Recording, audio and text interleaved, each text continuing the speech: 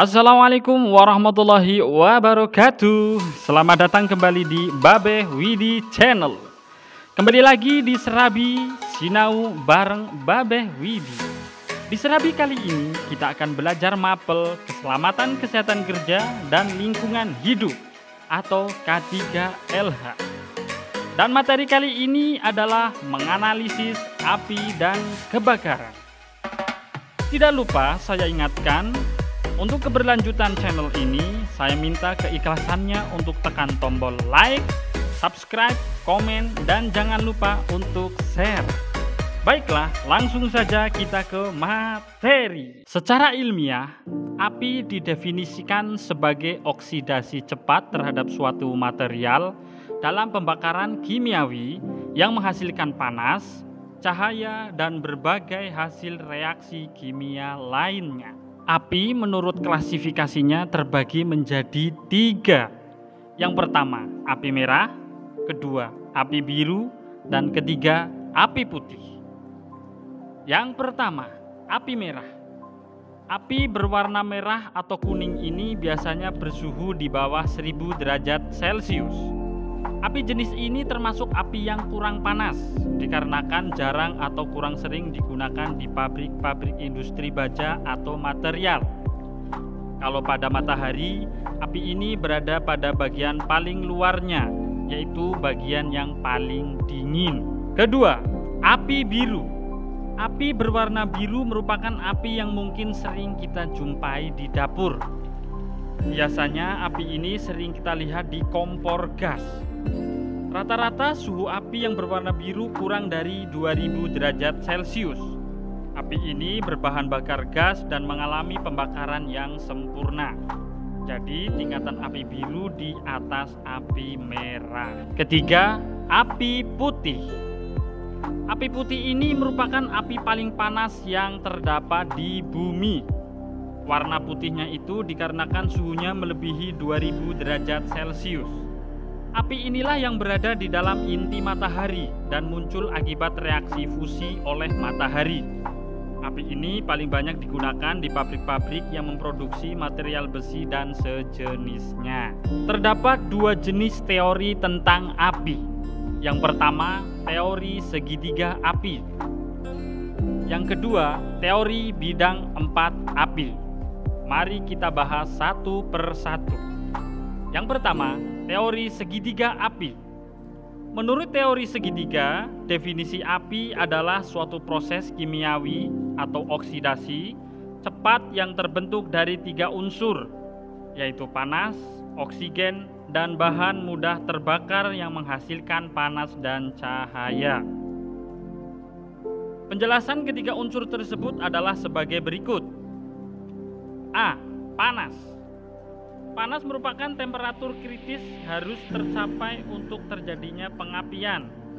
Tetapi setelah api terbentuk, biasanya api tersebut akan mempertahankan panasnya sendiri. Panas dapat muncul dengan sengaja atau mungkin tidak sengaja. B. Oksigen.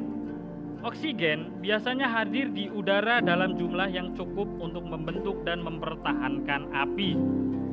C. Bahan bakar. Bahan bakar dapat berbentuk padat, cair, atau gas yang jika dipanaskan mengeluarkan uap yang mudah terbakar. 2. Teori bidang 4 api atau tetrahedron of fire. Berdasarkan teori bidang 4 api, reaksi pembakaran melibatkan 4 komponen, yaitu bahan bakar, oksidator, panas, dan reaksi kimia berantai yang tak terhalang. Interaksi dari 4 komponen ini dapat digambarkan sebagai bentuk four-side solid geometry atau yang biasa disebut tetrahedron. Proses pencegahan atau pemadaman api dapat dilakukan dengan mengendalikan atau memutus salah satu sisi dari tetrahedron tersebut. Prinsip inilah yang digunakan pada alat pemadam kebakaran dengan mengembangkan tepung kimia atau dry chemical dan halogenated hidrokarbon yang mempunyai kemampuan memutus mata rantai reaksi kontinuitas proses api. Api berupa energi berintensitas yang bervariasi dan memiliki bentuk cahaya dan panas yang juga dapat menimbulkan asap.